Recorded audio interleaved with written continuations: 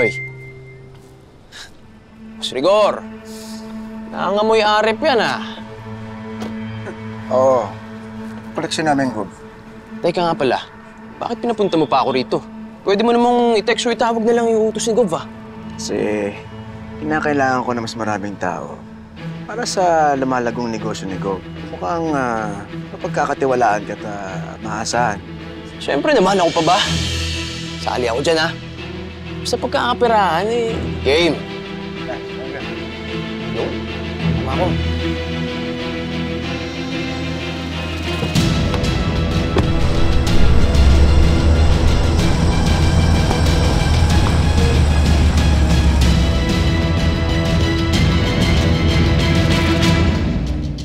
Oliver, pwede ba tayo mag-usap?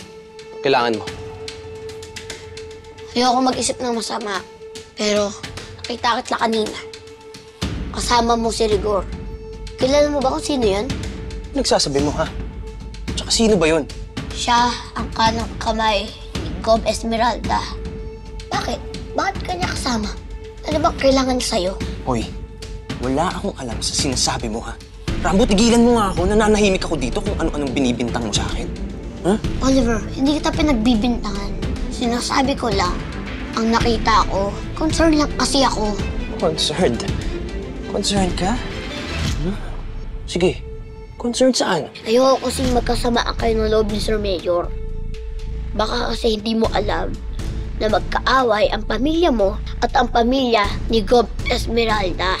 Eh, ano namang paki ko dun? Apo ka ni Sir Mayor at kadugo ka niya. Si Gov Esmeralda ang paniniwalaan niya pumatay sa buong pamilya niya. Kasama na dun ang nanay Marian mo. Kaya mag-ingat ka. Yung mga sinasabi mo, may ebidensya ka ba laban sa kanila? O ano? Nasaan? Di ba wala? Kaya kung maganda mong gawin, Rambo, tigilan mo na. Tigilan mo, pasok mo sa utak mo. Tigilan mo na. Yung mga sinasabi ko sa'yo, yan ang paniniwalaan ng lolo mo. Kaya oras na malaman niya na nakikipagkita ka sa kaaway niya, eh baka mawala tiwala niya sa'yo. Bakit? Yun naman yung gusto mo, di ba? Na ikaw ang bida sa lolo ko. Hindi sa ganun, Oliver. Ayoko lang na masira ang relasyon ninyong dalawa ni Sir Mayor.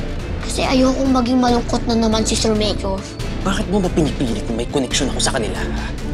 Wala akong alam sa sinasabi mo.